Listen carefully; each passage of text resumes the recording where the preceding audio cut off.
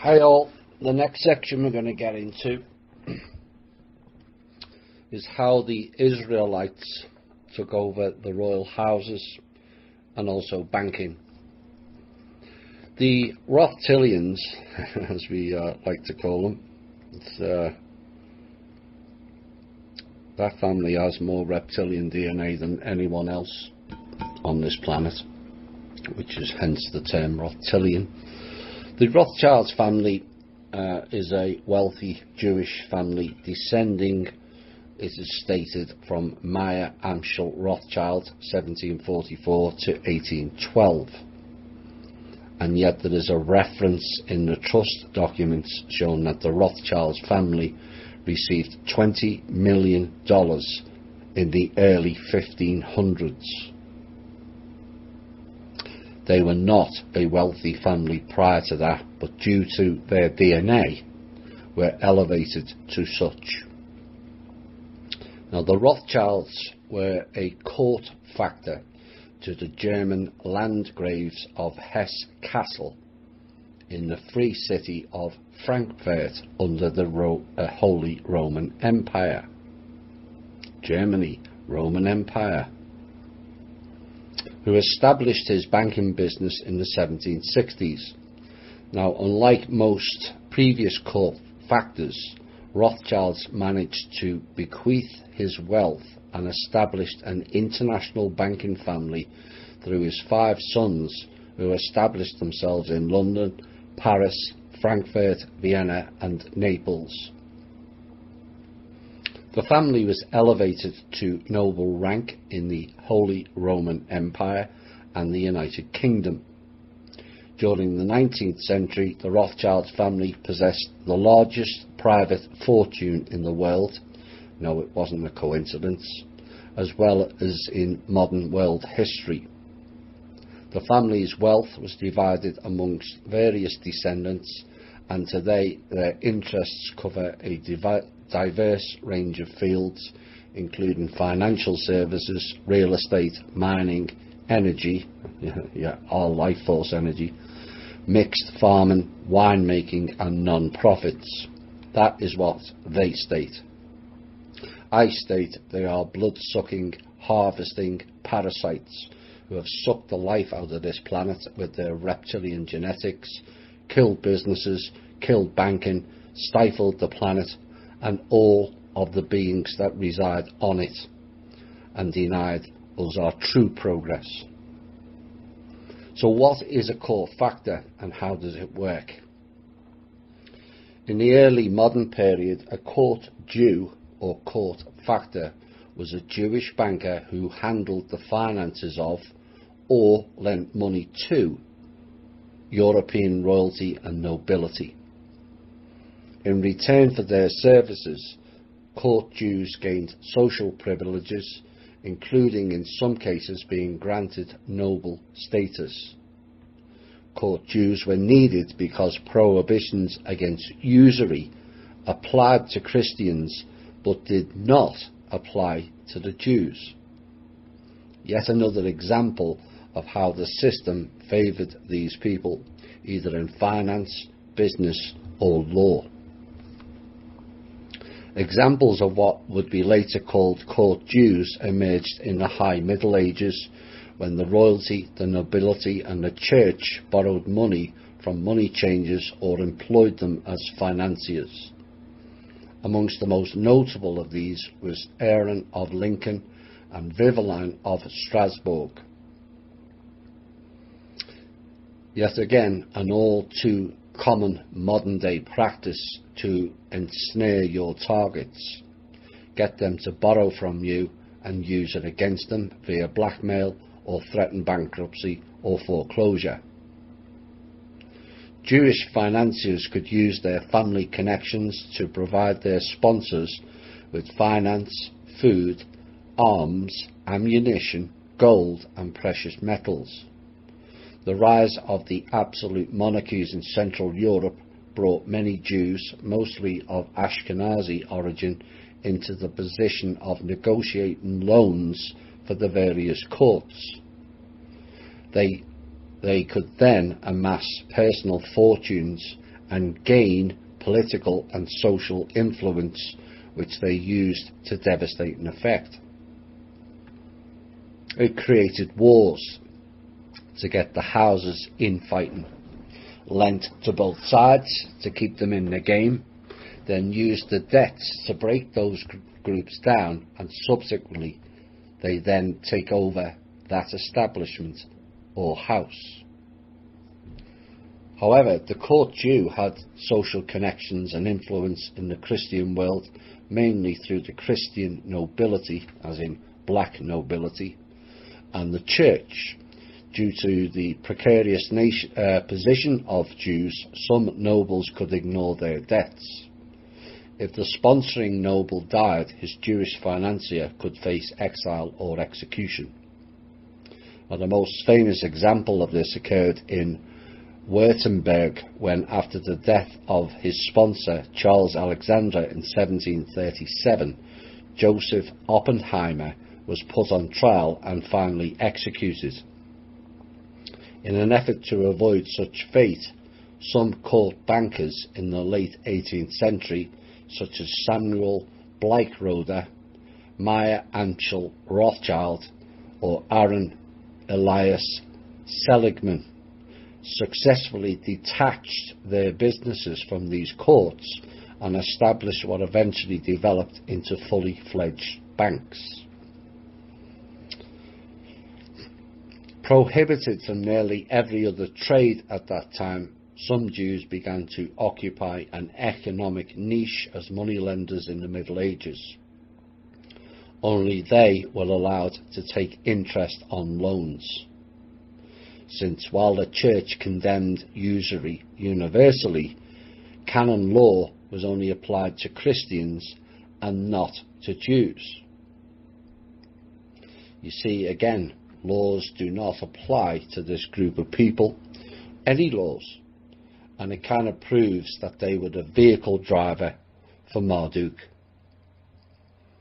Eventually, a sizable sector of the European Jewish community were engaged in financial occupations, and the community was a financially highly successful part of the medieval economy.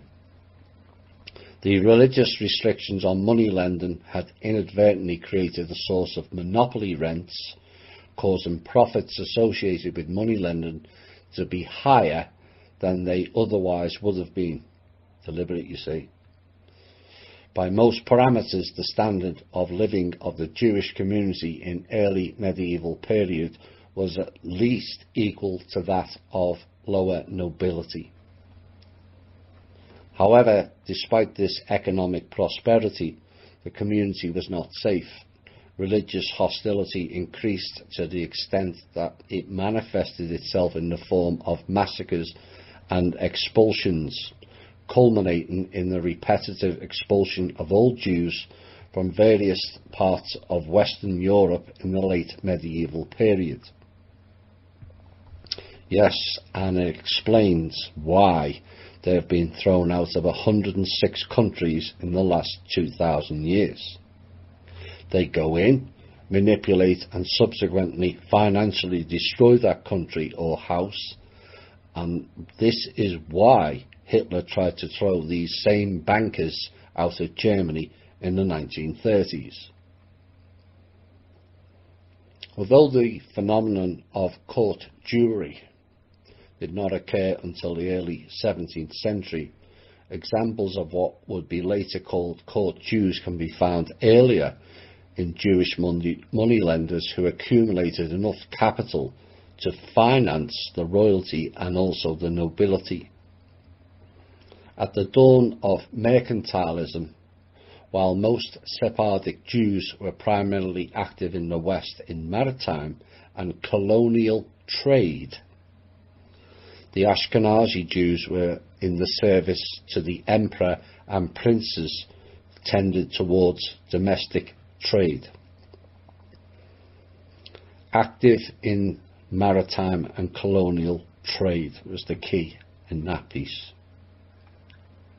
The Rothschild family was one of the controller families of the East India Company, which, contrary to popular belief, was a Dutch, not a British creation by at least 60 years.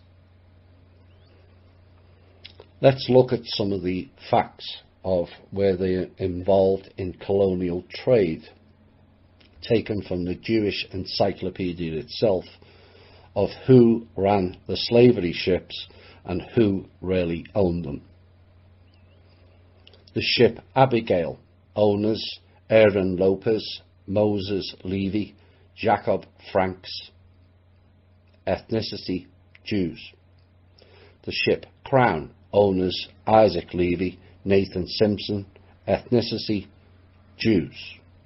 Ship Nassau, owners Moses Levy, ethnicity Jew.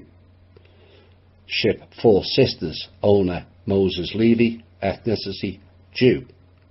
Ship Anna and Alita, owners Justice Bosch and John Abrams, ethnicity Jews. Ship Prudent Betty, owners Henry Kruger and Jacob Phoenix, ethnicity Jews. Ship Hester, owners Mordecai and David Gomez, ethnicity Jews. Ship Elizabeth, owners Mordecai and David Gomez again, ethnicity Jews. Ship Antigua, owners Nathan Marston and Abraham Lyle, ethnicity Jews. Ship Betsy, owners William DeWolf, ethnicity Jew. Ship Polly, owners James DeWolf, ethnicity Jew. Ship White Horse, owners Jan de Svets, ethnicity Jew. Ship Expedition, owners John and Jacob Roosevelt, ethnicity Jews. Ship Charlotte, owners Moses and Sam Levy and Jacob Franks, ethnicity Jews. And finally, Ship Karakoa, owners Moses and Sam Levy, ethnicity Jews. Oops. This is taken from the Jewish Encyclopedia. Quote, "The cotton plantations in many parts of the South, America, were wholly in the hands of the Jews, and as a consequence slavery found its advocate amongst them. In fact, in Brazil, they said on a Jewish holiday no slaves could be bought or sold because it was a holy day." So what does that tell you about slavery in Brazil? Louis Farrakhan, quoting from and about the books Jews Selling Blacks and the Jewish Encyclopedia itself. Holland, of course, took over New Amsterdam, now known as New York. They also took over Ireland, House of Orange, and Britain, same group, House of Orange. New Zealand, India, Polynesian Islands and Caribbean, with much slaughter upon their arrival. Of course, Holland plays a role in the current control system in Europe, Brussels, and subsequently Belgium. It's actually a region of Holland, and all repackaged to hide the real controllers. It's time we burn the houses down. After accomplishing the taking over of the church, the houses and nobility, then came the programs to eliminate more people. This next topic will cover that. It's called eugenics, false white supremacy, New Age programs, and covering up the Kalima movement in America. Margaret Sanger and Planned Parenthood. Planned Parenthood is not a modern day thing and has its roots that go way back into the 1880s. This piece and the follow-up will show where it all started. The programs of division was born as far back as then, a piece that has all the ingredients of National Zionism, eugenics, occultism and psychotic tendencies, with the usual characters in place: Jack Parsons, Darwin, Hubbard, Steiner, Blavatsky, Crowley, Ku Klux Klan, the Democrats, the Catholic Church and feminism. All of it rolled into one giant future population reduction program. You may think they were all separate. Reality is they're not.